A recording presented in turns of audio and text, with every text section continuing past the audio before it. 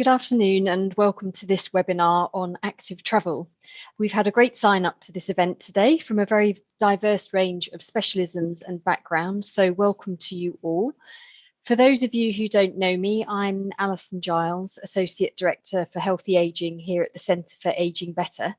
And we're going to be joined here today by four really good speakers. Andy Cope, Director of Insight at Sustrans, Claire Bridgehouse, who's standing in for a colleague. Claire is Funding and Relationship Manager at the National Lottery Community Fund. Gilly Cliff, who's Learning Officer at Age Better in Sheffield, and Mark Kemp, who's Director of Environment and Infrastructure at Hertfordshire County Council, and he is also Chair of the Association of Directors of Environment, Economy, Planning and Transport, Planning and Connectivity Board. That's a fantastic title, isn't it, to get on your email signature? Before we get started, a few housekeeping notes for you. So all attendees will be muted throughout this webinar, but please do feel free to use the chat to introduce yourselves to each other and to share projects and insights and links to resources that you think will be of interest to other people attending the webinar today. And please also, can you make sure that you're sharing your content with everyone? Otherwise, Zoom annoyingly defaults to just the panelists, so it will only be me and the other speakers who see your comments. So please just check that there's a little drop down tab and just click everyone so that everybody gets to share your insights and wisdom. We've had lots of advanced questions today, so thank you very much. And I'm sure that you'll have more as we move through the today's webinar. If you have questions, please can you ask them using the Q&A button rather than the chat function, because otherwise I might miss them, not see them if they're buried in the chat. And you can find the Q&A button in the ribbon at the bottom of your screen. If you hover your mouse over the screen, you should see Q&A pop up. I apologise in advance if we don't get to answer all of your questions today. We've got quite a lot to pack in. The webinar will be recorded and it's going to be made available to watch on demand on our YouTube channel after the event. And just to note that we will be adding auto captions to the on-demand video if you need them once the video is showing on YouTube. So back to today's agenda. Active travel is making everyday journeys by walking or cycling, and we believe that it's an easy and effective way of bringing more physical activity into our lives. And we know that remaining physically active is essential if we're to make the most of our longer lives. And latest research shows that levels of physical activity and active travel are low in this country, and especially amongst older age groups, but it's never too late to become active. And the pandemic has already led to a change in travel habits, with dozens of travel schemes such as pop-up cycle lanes implemented, and we're creating new opportunities to increase levels of active travel in our communities. And today is about thinking how we can sustain and maintain the changes that we've seen during the pandemic. So we're going to look today at some of the key motivations and barriers to active travel for people in their 50s and 60s. And we're also going to explore the role of the built environment in encouraging active travel. So our first speaker is Andy Cope, who's Director of Insight at Sustrans. And Andy's going to present some of the findings from our project on active travel that Sustrans led. So over to you, Andy. Thanks, Alison. Thanks, everybody. I'm just going to try and share my screen. Bear with me a second. Can somebody confirm that you can see my screen okay? Yes, we can. We can see your notes as well. So I think, can you change the... You can just change that in display settings and switch to duplicate view. So just up at the top there. Duplicate view. So display settings. Can't see display settings. Where am I looking? Just at the top. Don't think I've got that. You have show taskbar, display settings, and end slideshow. Is that That's it. Oh yes, that's there it. we go. Yeah. Well done. Right. I'd still like to see the presenter view. Can you see it without the presenter view now? Is that still okay? Or is I'm gonna... Yeah, it's smaller, that's all. So okay. Sorry, I'm making a mess of this. Not a good start, is it? Sorry, everybody. Thank you ever so much for making the time to join today. I'm from Sustrans. We're a walking and cycling charity. We're working, doing a bit of work with the Centre for Ageing Better. Very grateful to be able to do this work with them, with our partners, Nick Cavell, who's on the call today, Adrian Davis, who's not able to join us today, CFE Research and Craftwork Media as well have been part of our group on this piece of work. So what have we actually been doing? The aims of the project are to understand better how people in midlife can be supported to take up active travel or to maintain or increase their levels of active travel. This question of how we can encourage people in that stage of life to do more active travel. So there's two stages to this project. The first one is an evidence review, and the second part is collecting some primary evidence. The evidence review is work that was done primarily by Nick Cavell and Adrian Davis. There were two key aspects to it. We focused on the attitudes of people to active travel and the role of the built environment. These two really key parts of the determinants of the extent of active travel. And what that tells us is that we get the evidence review gives us the motivators and a set of barriers as well that are revealed in the published literature around active travel. So initially, motivators and enablers, you've got the health benefits, you've got the mental health benefits, enjoyment of the outdoors, of course, feeling independent and in control, preparing for an active retirement, and changes in personal circumstances. So all of those things can be motivators and enablers that encourage people to take up active travel. In terms of the barriers on the other side, in the other column, you've got distances that might be too great in rural areas, a lack of motivation, a lack of prioritization of active travel, the weather, of course, personal safety or feeling unsafe, a lack of an active travel habit, or declining health and disability, all of which can act as a barrier to active travel. So fundamentally, what this phase of the work gave us is an insight that there's a paucity of evidence specific to this age group. We haven't got enough evidence to be really absolutely conclusive on the findings here, and identify the need for specific research. And also the lack of evidence on differential attitudes and impacts of the environment on specific population groups. Now, so this piece of work was published in August, so that's all available online already. It wouldn't be very good if we turned up and said just more research needed. So of course, the Centre for Ageing Better had actually commissioned the bit of more research that was needed, or at least the start of it, through this commission. So the second stage of the work is the bit that's being published today. So we worked with CFE Research to talk to 50 people who fall into this 50 to 70 years category, to find out what their perspectives were. So there's a very large report available now that sort of writes up the full research stuff with quotes from the participants. What I'm going to present today is 10 of what I think are the key insights and learnings that we can apply in terms of policy implications, what we can learn from this study. So I'm not going to go through all the quotes and anything like that, just given the time we've got available. So I've got 10 key findings. The first one, people aged 50 to 70 do not all have the same capabilities, opportunities, and motivations. So the behaviour change interventions aimed at this group need to be targeted and granular. We need to think about who we're talking to and what their contexts are. It's not a great surprise to you to learn that not all people in the 50 to 70 age bracket are the same. Of course, that applies across the population as well, obviously, but it's something that we take very seriously in the work that we do at Sustrans in terms of trying to speak to the particular audiences that we're working with. The second point, whilst there are a range of health conditions which limit mobility, they don't all rule out active travel. So, for example, if you're talking about visual impairment, osteoarthritis, maybe diabetes, all fall into that category of don't entirely rule out active travel. So again, just thinking about the messaging that we use on active travel, we shouldn't exclude people because of limited mobility. Got to get that messaging right.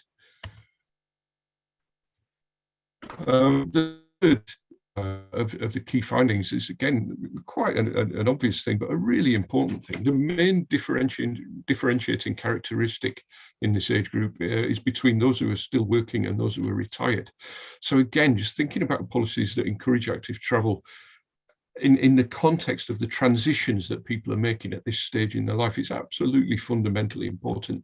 Again, there's something about that. There's something about that transition from the workplace to being retired, and recognition that it's not just a binary transition, that it might actually mean people slowing down and if I'm not sure that's the right phrase, but spending less time in the workplace as they transition towards retirement.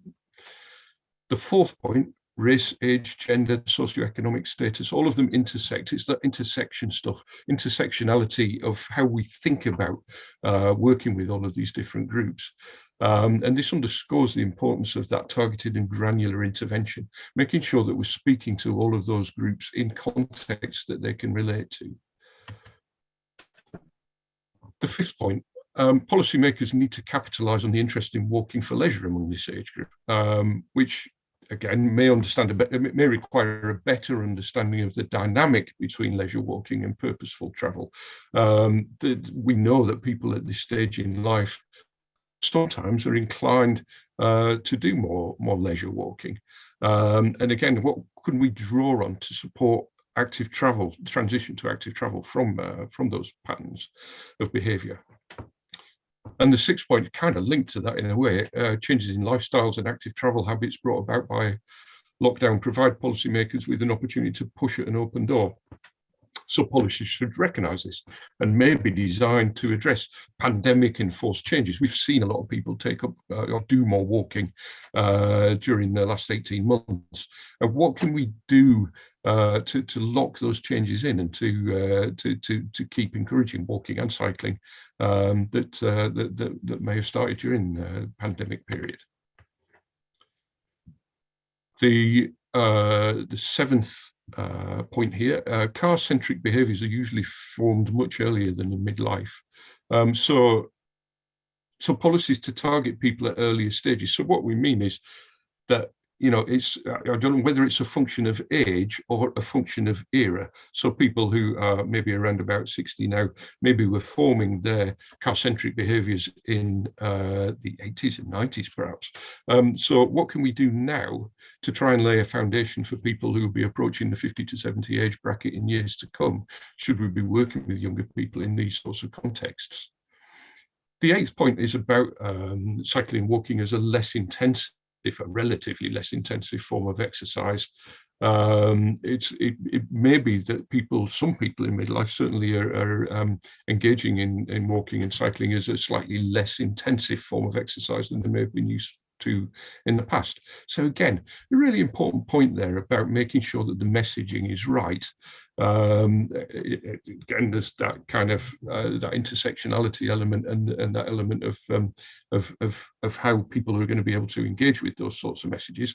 We need to get it right, because that's certainly not going to apply to all people. But there is some evidence of a pattern there that we might be able to exploit to the advantage of active travel.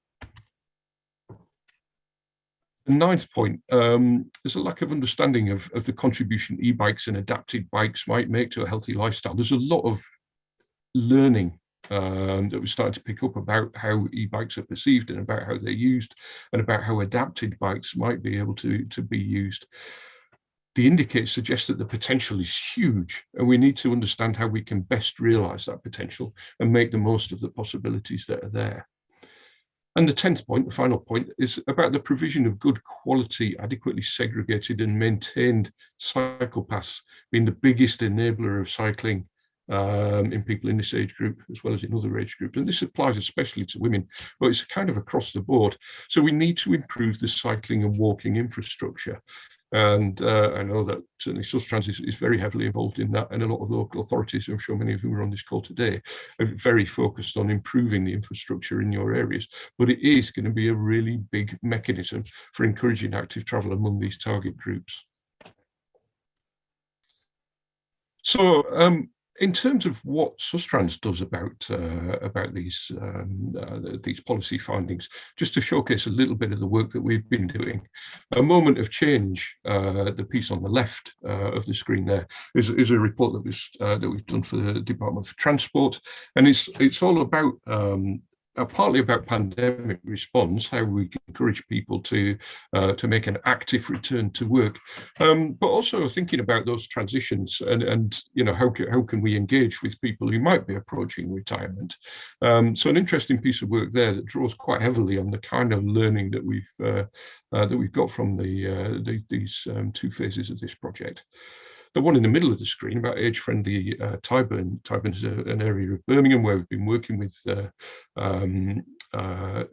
older people in that setting to work out what they need. And the important point about this work is it's not just about active travel, it's about placemaking. And I think there's a really important point about the fact of active travel and how it fits in with placemaking in a context of aging better. So some really interesting learning there that we are planning to synthesize synthesize the findings from the Tyburn work with the findings from this study for the Centre for Aging Better. And on the right-hand side of the screen, there are just 3 snippets of material from our website, which again are really interesting pieces of work in the context of aging better, and how do we articulate, are we getting the messaging right? So we want to go back and look at this stuff and just make sure that the ways that we're articulating are the ways that are appealing to the target age categories. So just some illustrations there, and of course we've got a whole portfolio of projects that speak to this agenda, and trying to work out how we can make the best impact in terms of the work that we do. Fundamentally, it's about thinking about, for us, how we work with communities to make sure that we're delivering for everyone across the board, and that the engagement work that we do is speaking to the Aging Better agenda as well as the other agendas of the wider communities. So I'm sorry that was a bit breathless, and I'm sorry for the slightly shaky start as well, but that's what I wanted to cover today. I hope that's helpful and sets a context for what's about to come from the other speakers. Thank you very much. That's great, Andy. Thank you so much for those insights, and please do keep the chat and questions going. We're going to hold off answering questions for now while we proceed through the agenda, but please do type them in. Our next speaker is Claire Bridgehouse, and Claire is Funding and Relationship Manager of Strategic Programmes at the National Lottery Community Fund. And she's going to talk about the fund's active travel programme and the importance of active travel in terms of reducing social isolation and loneliness and creating and maintaining connections. So over to you, Claire. Thank you. Thanks, Alison. Yes, well, as Alison said, I'm stepping in for Alex Hayes, who's our head of funding, who unfortunately couldn't make it today. Yeah, and I'm a funding manager working on the Aging Better programme here at the National Lottery Community Fund. So our Aging Better programme is an £87 million investment over 7 years. We started back in March 2015, and we are running through to March 2022. And the Aging Better programme is one of our 5 long-term investments which support people through from birth to later life. And those programmes and partnerships that have been funded have been co-produced with a test and learn culture at their core, and they're testing innovative approaches to tackle social issues that people face throughout their lifetime. So the Aging Better programme is working with older people to create new and enjoyable ways for them to actively be involved in their communities and help combat social isolation and loneliness. We've funded 14 cross-sector partnerships through the Aging Better programme. They're diverse in terms of activities, approach, participants and geography. So the next slide contains key stats to give a sense of scale and reach for the programme. So you can see here that as of March 2020, we'd engaged with 134,000 participants on on the Aging Better programme. And of those, 1 in 2 reported that they lived alone, 1 in 5 were carers, 1 in 4 were from a BAME background, and 1 in 22 were from the LGBT plus community. So the next slide is a graphic which nicely summarises our key learning to date and stresses the importance of understanding a person's context and situation, the need for one-to-one support, and the importance of the ecosystem. So that's a space where individuals connect. It's an overarching summary, but we've got a library of resources which sit behind this, and it's all available on our website if anyone's interested. We can share the link to that later. And we'll soon be adding an evaluation report on transport and active travel to that library in the next few weeks. And for the purposes today, I'll highlight learning from that report around focusing on the active travel side of things. So the report's going to talk about the many and varied ways in which our partnerships have invested in transport and active travel to reduce social isolation and loneliness. We know that around 1 in 5 of the projects that have been funded through Aging Better were categorised as transport projects, and that 1 in 4 of our participants took part in 1 or more projects involving transport. We also know that our qualitative evidence suggests that people did experience positive changes by taking part in Aging Better's travel-related projects, and reported being more mobile and able to connect with people, and feeling more positive as a result. So the projects that we funded, Andy just mentioned one of them. So obviously we've got the work in Birmingham, which involved local residents in the creation of high quality maps, which raised awareness of local walking routes that are safe and accessible.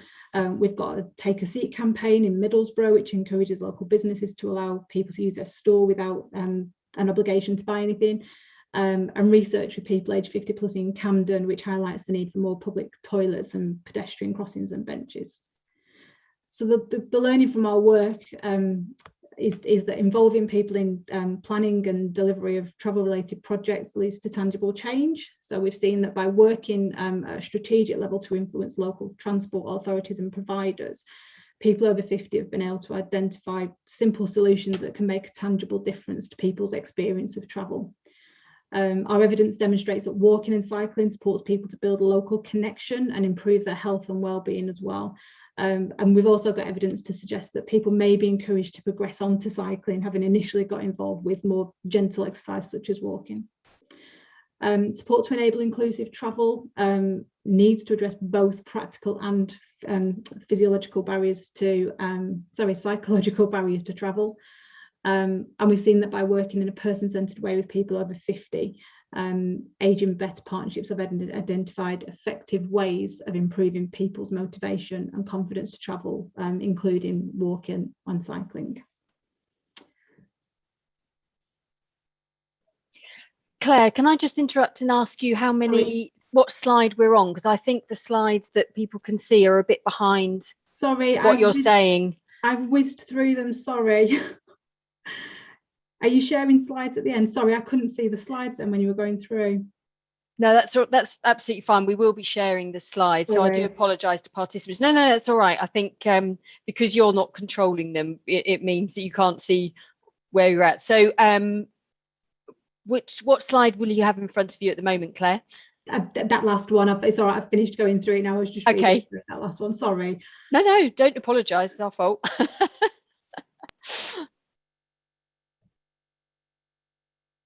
That's brilliant. Thank you so much, Claire, for stepping in and doing that. That was really, really insightful and useful. And I do apologise again to participants that all of the lovely information that Claire was giving us, we couldn't see on the slides at the same time, but that's our fault. That's nothing to do with Claire. So thank you so much, Claire. Our next speaker is Gilly Cliff, who is Learning Officer at Age Better in Sheffield, who's going to give us this sort of the view from the ground of one of the projects that Claire has just described. So she's going to be talking about the Age Better programme in Sheffield. So over to you, Gilly. Okay, hopefully I have unmuted and I am on camera. Hi, so I'm Gilly Cliff. Thank you very much for inviting me to be here today. I work for South Yorkshire Housing Association in Sheffield, where I'm employed on the Age Better in Sheffield programme, one of the 14 programmes that Claire has just talked about that was funded through the National Lottery Community Fund. So we have been running that programme, this is actually the 7th and final year. And I'm going to talk very specifically about one project that we ran for the final 2 years of our programme, which is called Better Journeys. Better Journeys, well, it's pretty much what it says on the tin. It was about encouraging people to have better journey experience. That started off pre-pandemic, which the first year was delivered pre-pandemic, very much concentrating on bus travel. And looking at bus buddy schemes and independent travel training for individuals who didn't feel confident to make certain bus journeys. And that was really where we were aiming the gist of the project. And to that end, people were being encouraged to explain if they had particular needs for journey training, if they had particular concerns about a journey route. And a project officer was working with them to try and address those issues very much on a one-to-one basis. And we were trying to recruit volunteers to act as bus buddies to accompany people on journeys on buses so they would feel more confident and then be able to make the journey alone. Obviously, also with the hope that the bus buddy scheme would strike up friendships, since we were and are predominantly a project which deals with loneliness and isolation. However, when the pandemic hit, bus travel was no longer really the be all and end all of people's lives. In fact, it was the last thing they were thinking about. Nobody was thinking about going out on a bus particularly. And certainly the older age group that we've been targeting were absolutely not considering bus journeys. They were probably very much considering anything else other than bus journeys. It's a project that's been fraught with a few problems along the way, because we had a slow start due to the project officer having some broken bones and having to withdraw from the project. We then appointed another project officer who then left. And finally, during lockdown, we had the pleasure to be introduced to the new project officer for Better Journeys, who was Bluebell Evans. So enter Bluebell, and suddenly everything changed, because Bluebell is a very, very keen cyclist, and she took up the challenge of running a Better Journeys project in a pandemic by focusing on the thing she knew best, which was cycling. And from Bluebell's dedication and her creativity and inventiveness, we started to run project on the lines of encouraging active travel. And certainly as we started to come out of lockdown, looking at how people could, if they hadn't already been cycling, how they might take up cycling. We were very keen to encourage those who had cycled once upon a time and who were not cycling anymore to be involved in some cycle confidence training, which was run by an organisation called Pedal Ready.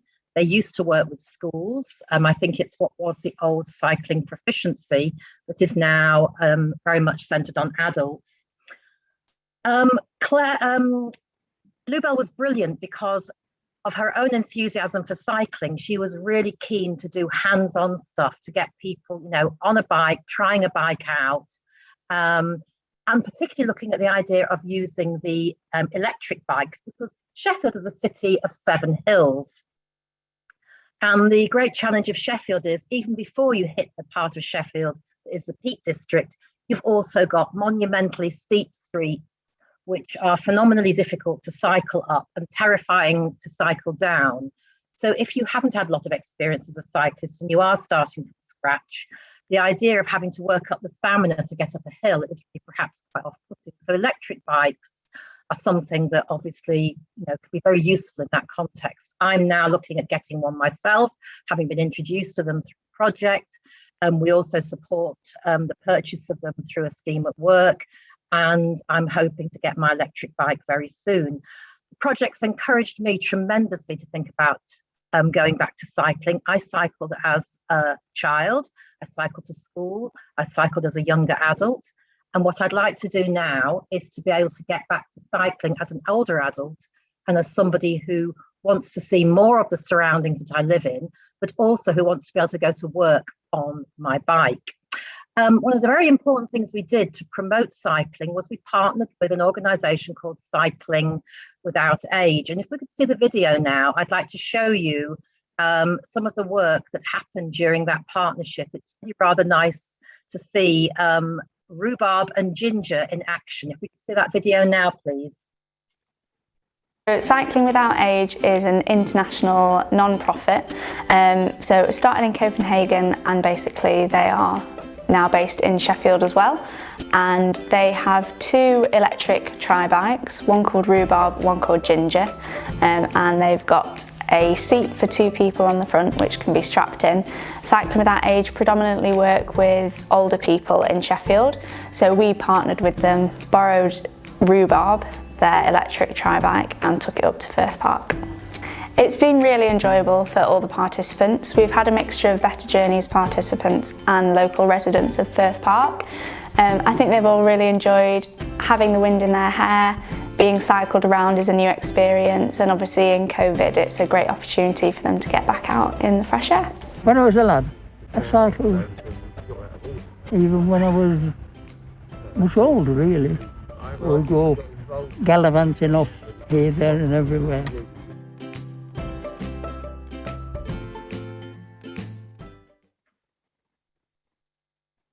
Thank you. Thank you. I love the fact that that gentleman mentions gallivanting. I think gallivanting sounds like such a joyful activity. And I think, you know, the golden era of cycling, you know, when my parents were courting, that old-fashioned thing that people used to do, their courting was very much around cycling. They'd cycle off to the seaside and to visit all kinds of places, but that was Lincolnshire, it was the fens, everything was very flat. Yes, I think a good gallivant is what people miss as they get older. And I really imagine that Cycling Without Age has had a tremendous impact on people's quality of life. They are obviously focused on many towns and cities across the country, and we're very grateful to have them in Sheffield. What they did was enable us to really make an impact on the people of Firth Park. Firth Park is the ward where our project is based. It's the second most deprived ward in Sheffield out of 28 wards. It has a 25% of the population identify as BAME, and there are a lot of single households, including many elderly people who live alone. Taking Rhubarb to Firth Park also encouraged lots of our Pakistani women, older and younger, and cross generations, also with the grandchildren on their knee, to take part in Cycling Without Age, and that was lovely to see. I was going to talk also about the bus travel and the age-friendly travel, but I'm thinking I don't really have time for that, and in a way it's not perhaps as relevant to this project, to this seminar, as the issue of active transport. We did do a lot of work with Better Journeys on age-friendly travel. We did a lot of work with them to develop bus driver training for older people, because for bus drivers to understand the needs of older people, because older people told us that bus drivers don't always understand that they need to wait until people sit down, they need to wait until an older person has got off, they need to be prepared to be patient when an older person doesn't know exactly where they're going, and to be prepared to just perhaps give a cheerful or encouraging smile when someone is struggling to get on the bus. So Better Journeys, in the hands of Bluebell, also managed to develop a training package which will be used by First Bus in Sheffield, which will help them to understand more about the needs of older people when they travel. We also had a working group from the Chinese community who were part of a project for the age-friendly city, who developed guidelines for the age-friendly bus stop, which has now been taken to the South Yorkshire Passenger Transport Executive, and they are looking at ways of improving bus stops, because again, we know this is a big barrier to travel when bus stops are vandalised or without lighting, where there's no clear timetables on display, and things like this. But just going back to the cycling, I think the campaign we ran as we came out of lockdown was very well received. We had a lot of older people very interested, particularly in, as I said, the confidence building. You know, we all recognise as we get older that we're not as confident with traffic, and traffic is much heavier than when I was a girl and when I was growing up. I'm not confident about going out in heavy traffic, and I would like to think that, you know, with the help of people like Pedal Ready, who will work with me to enable me to build up that confidence, that I will be indeed ready to go out on the roads, because we don't have a lot of cycleways here in Sheffield. So yes, we do have quieter streets. Most of our cycling will involve having to be on the road. So I'm feeling that with that in mind, I would like to say, for me, the project's been inspirational. It's inspired me to want to get back on my bike and to want to be more active. I'm going to be 63 this month. I think it'll be good for my health, and it'll be good for hopefully my contribution towards the environment. Thank you very much. Thank you very much, Gilly. That was really inspiring, and I love the idea of gallivanting. I think that's got to be the message, hasn't it? You can get out and gallivant. Please do keep the chat going, and please do post questions. There's quite a bit of chat going on about e-bikes, which I hope we'll have time to come back to in the Q&A. I'm delighted now to introduce our final speaker, Mark Kemp, Director of Environment and Infrastructure at Hertfordshire County Council, and he's also the chair of ADEP's Transport and Connectivity Board. Mark is going to give a sort of overall response to the findings of our research and that sort of local perspective from a council perspective. So over to you, Mark. Thank you, Alison. And yeah, as you say, I'm the chair of Transport Connectivity Board at ADEPT, and you might ask, why is this important for ADEPT? Well, as local authorities across the country, obviously we're thinking constantly about the health and well-being of our residents and of their economic prosperity, and quite clearly active travel is an important contributor to that. And the baby boomers, as these are and as I am, are the big bulge of people who are going to come through our populations, and we need to think about how we help them to live healthy and active lives. Andy mentioned earlier that some of this stuff is sometimes considered as quite binary, and I think that's right. And somehow we need to work out how we move the debate away from a binary, do I do active travel or do I drive, to a more holistic approach that thinks about the breadth of transport options that you've got and how you use those to get yourself about the various things that you want and need to do, and how those support your mental health and well-being and the environment as we move forward. So for that, the systems approach that the report has mentioned is absolutely critical. I'm a firm supporter of the holistic and systems approach to doing things, and we need to be working closely with our health colleagues, with the voluntary sector, and with other local authorities to make sure that the networks are in place, that the training is in place, that those things that the report identifies as barriers are overcome where we possibly can. In Hertfordshire, 2 years ago, we introduced our new local transport plan, Local Transport Plan 4. Local Transport Plan 4 put cycling and walking at the top of the agenda and cars at the bottom. And that's been very good for us in terms of the debate. It's worked quite well in terms of a policy decision. I have to say, implementing some of these things is a little bit more of a challenge, and that's perhaps something we need to reflect on. I think probably the audience for this particular webinar are those who are already converted. There's quite a lot of people out there that I meet on a day-to-day basis for whom anything that takes space away from the car is an absolute anathema, and so we still have got a lot of work to do persuading people of the changes we need to make to the environment to enable people to walk and cycle as much as they would like to. The report does identify fear or personal risk appetite as being a key factor, and I think that's something that we need to think about, that we do need to think about hard. We've mentioned the challenge, the opportunity that e-bikes present, and I do think they're a game changer. We do need to work with manufacturers and with users to make sure that they're able to understand what they can do for you and how you can get them and use them. It's certainly something I'm looking at. I don't have one yet. It's something I'm looking at in terms of my own personal commute. So what are we doing in Hertfordshire in terms of infrastructure to try and help?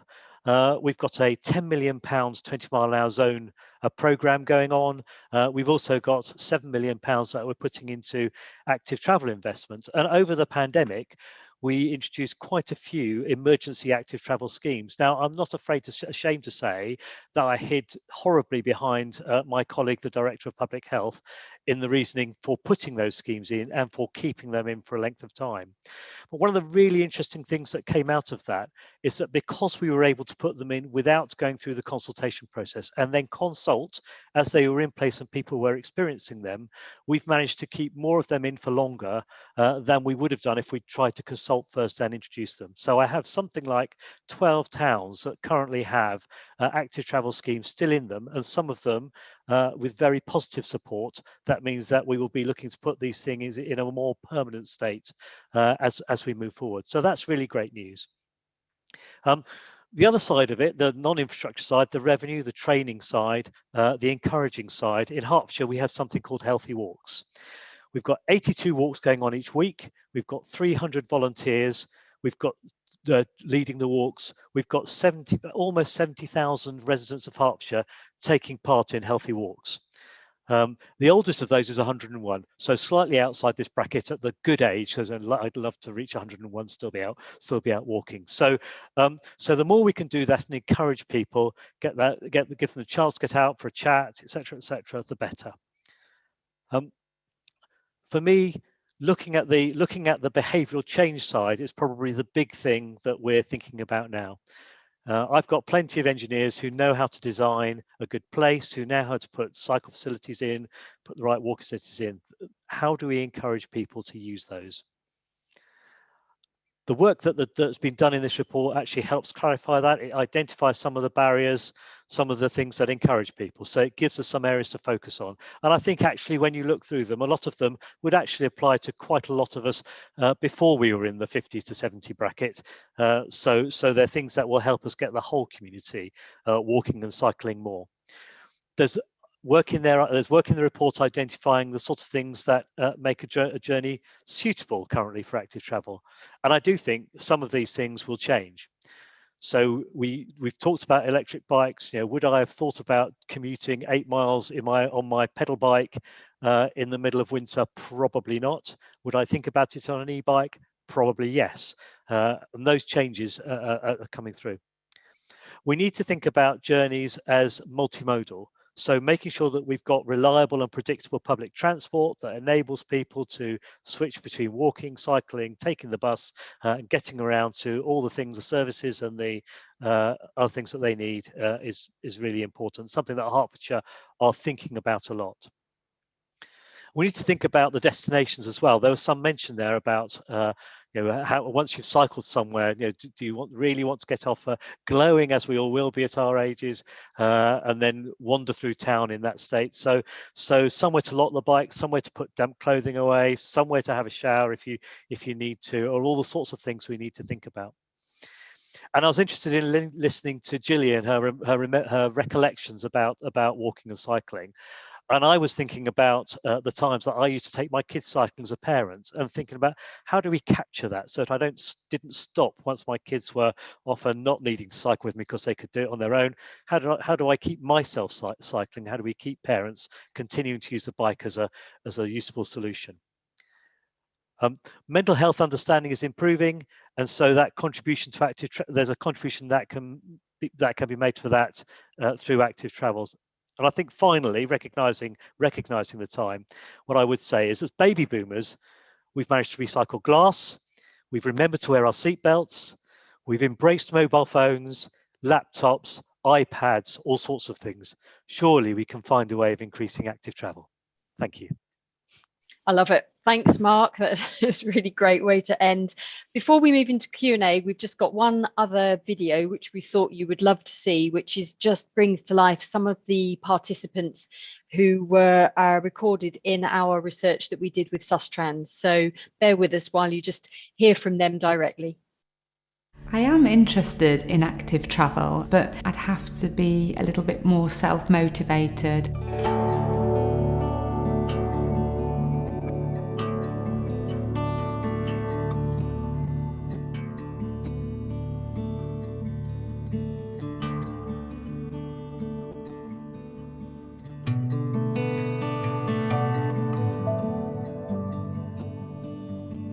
In truth, I like to get to work in the quickest way possible. The quickest and most convenient way to get to work is by bus, and that journey takes about 15-20 minutes. Sometimes I do have access to a parking permit, in which case I would drive to work, and parking can be pretty near my place of work. I make my everyday journeys mainly by car if I'm going to work. Also going to the supermarket, obviously I need to go in the car. But my parents live down the road, so I usually try and walk down. I've been trying to walk 1,000 miles every year, and I never used to do anything like this. I never used to be fit. I just feel so much better in myself. I actually work very close to my home. It's like 10 minutes walk. I never take the tube. I never take the bus. I always walk to my office and walk back, rain or shine, it doesn't matter.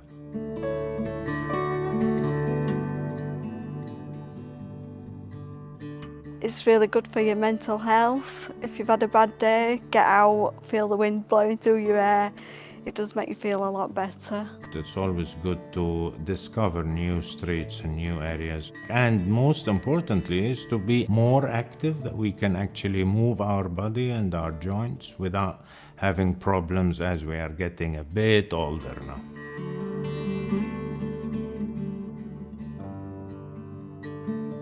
I think it's really important to keep fit, and I do like daily exercise, but if I were doing active travel, it would mean getting up an hour earlier. For example, it would take me at least an hour to walk to work. I'd have to plan ahead so that I could arrange to take clean clothes so I would feel more comfortable at work after having expended a lot of energy on the way there. It's too busy on the roads. It's really scary.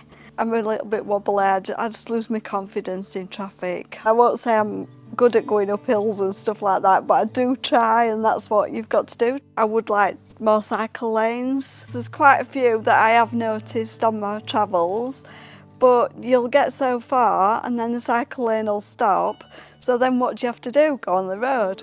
Unfortunately, the car drivers are not very considerate, and they sometimes don't see bicycles. Actually, the cycle lanes where we live is very good, but some of them don't have a barrier, which means the guys driving the cars take them. They actually use the cycle lane. However, if you go down to Park Lane, there is a dedicated, no car can go into the cycle lane, and that makes you really safe.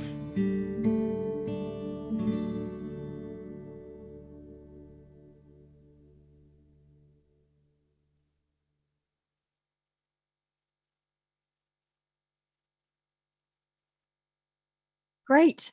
Thanks, Ellie, for sharing that. So now we'll move into our panel Q&A. So if I can invite all our speakers to turn on their cameras, please. And I'm delighted that we're also being joined by Dr. Nick Cavill, who was one of the co-authors of our active travel research with Sustrans. So please do keep posting questions. I appreciate we haven't got very long, so I will just start firing away. I thought, Andy, you might want to just comment on Jessica's question, really, which was the lack of sort of the environmental concerns as being a motivator for active travel. And I just wondered if you were surprised that we didn't see it as a reason cited in our research that you did for us. Yeah, it's a big surprise, I think. I mean, I suppose we talk about it so much in the circles that we move in. It's a really big topic area for those of us concerned with the broad environmentalism. But it does reflect the fact that maybe among some age groups, it's not a concern that's penetrated quite as far or quite as connectedly to transport as we like to imagine it. So when we look at younger age groups, we do see that connection more immediately and more evidently. I mean, I don't know what it means in terms of the practicality of the policy that we try and implement in future. Whether it means that we don't concentrate on that part of the messaging because at the moment it's maybe not as much of an important hook as some other factors are, or whether in fact that's quite the reverse of that and we should play it up a bit more. I don't know, I'll have to leave that one to the behavioralists, but I think there's something quite fundamental about the change that we have seen and we're likely to see over the over the COP work of the next few weeks. I'm sorry, I can see Nick waving and nodding like he wants to. Well. I just wanted to say I only did the evidence review, not the primary research. In our evidence review that Aidan Davis and I did, we were surprised not to find. I think we found just one or two tiny examples where people said the environment encouraged them to travel actively. It was usually about getting out and about, fresh air, enjoying the outdoors. We thought that was because the literature we were reviewing was old, and we thought the primary research would find these to be motivators. And so I'm also surprised it didn't. And so I suppose it does come down to age, that if you talk to 20 or 30-year-olds, environment would come higher up the ranking. And I would definitely, you can take it either way to say, well, if that's not a motivator, then let's not press it. I would turn it around and say, surely it's going to become more and more important over the next 1, 2, 5, 10 years that we have to keep pushing that. And the simple message being, don't get in your car, even if only for local air quality as a driver. Yeah, Mark, I don't know if you want to comment, because you talked about the need for infrastructure and behaviour change. Is it something you've thought about in Hertfordshire, that messaging around climate, environment? Yes, yeah, absolutely. And I was reflecting because for my sins, I'm also the chief officer responsible for delivering our response to the climate emergency. And one of the things that I was reflecting on as we were talking about this is, to deal with everything that we need to deal with to hit the 2050 climate targets, we need this cohort to understand and to actually start making lifestyle changes. And active travel is a really big one of those. It's a relatively easy one of those. So I think I'm certainly in the let's big it up camp. And interestingly, don't forget, when we're consulting on things, we're consulting across all age groups. So we'll get a more balanced approach. And the more that we're using, I suppose, the more we're using technology, the more we're getting younger views as well. So it is starting to influence some of our decisions. But certainly, I think that work with behavioural scientists and encouraging people to understand that they can make a difference is really important. Great, thank you. A question's just come in from David Brindley.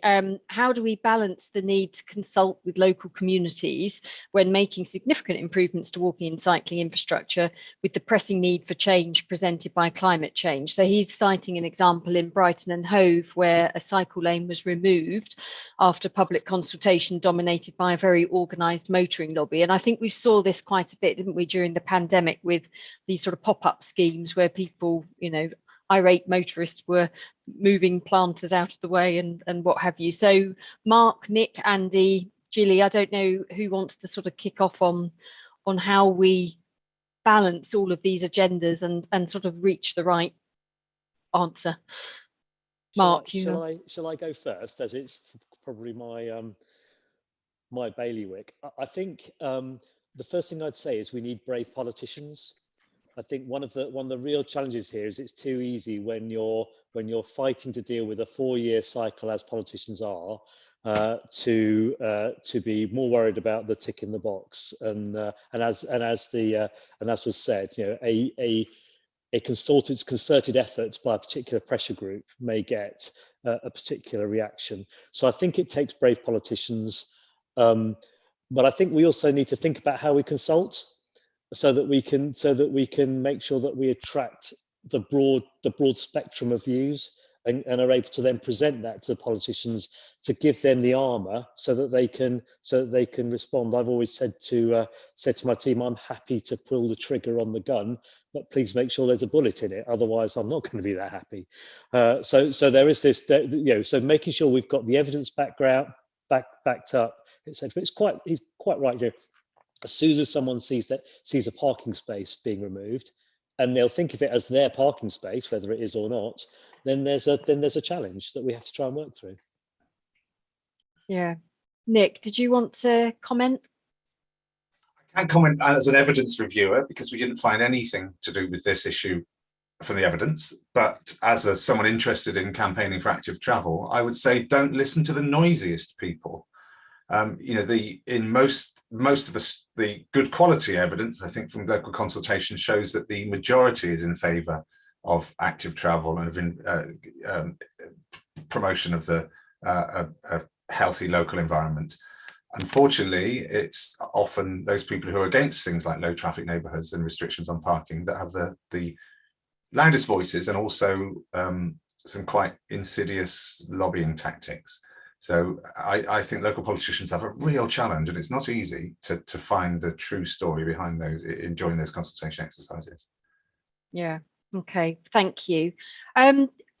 Gilly, a question for you, or sort of a couple of points that have come up in the chat and Q&A, and I don't know, I'm just interested in your take on them. The idea of intergenerational projects to get people out and about and doing active travel, but also this idea of possibly doing things under the auspices of sort of fundraising, charity kind of events. Are those things that have come up in Sheffield as ideas? I think there are things that are coming up constantly as ideas. It's interesting because I looked at the one about the linking it with doing something for charity as being a motivator, and I absolutely agree. We've just had a number of people at work doing the miles for refugees, which was committing to walk 10 miles a day, which is actually quite a lot. I think it's quite a big commitment. I didn't myself commit to walking 10 miles a day, but yeah, that was certainly a motivator for some people. Perhaps a less big challenge is, it's sort of it's a little bit like the couch to 5K. People like a challenge. If you give people a sort of motivating factor like raising money for charity, or like the possibility of I'll go from being someone who sits on my couch to someone who can actually run or at least kind of jog 5K. So I think it's about finding those motivating forces. And I think raising money is certainly one of them. I don't know. Yeah, I mean, I'm thinking about the people that did the miles for refugees. Yeah, a lot of them did have to get their 10 miles in. They had to walk to work. It's the only way they could get it in the daytime. Otherwise, they're going to be walking all evening. So yeah, it did change people's habits very definitely. So I'm all in favour of that. What was the other point you wanted me to address? Just intergenerational sort of projects. So we looked at the idea, because the project had originally been about bus travel and we were looking at bus buddies. We did begin to investigate the possibility of cycle buddies. And I know again from working at SYHA, it's probably when it comes to encouraging someone like me at my age to go out on an electric bike, it will be one of the younger members of staff who will probably be accompanying me at the beginning. And that's just the way it is. But I think, it can be intergenerational or it can be the same generation. I think the point is it's often easier if somebody goes with you at least that first time, just to get you over that initial feeling of, I'm not really sure about this, and what if something goes wrong? But yeah, it's a great opportunity for intergenerational involvement. Of course it is, and I would strongly support that. Fantastic. Well, I'm really sorry to say that we're out of time, and I feel as though we're just getting going. Can I thank all our speakers today, Andy, Claire, Julie, Mark and Nick, and please join me in a virtual hand clap of thanks to them. If you could take a few moments to just tell us your thoughts about the webinar. My colleague has posted a link in the chat just to give us some feedback, how we can improve in future. And just a reminder that this webinar is available with all our others on our YouTube channel. So please do watch it again and share it with your friends and colleagues. That just leaves me to say thank you and goodbye to you all. Have a nice afternoon and gallivant. We will.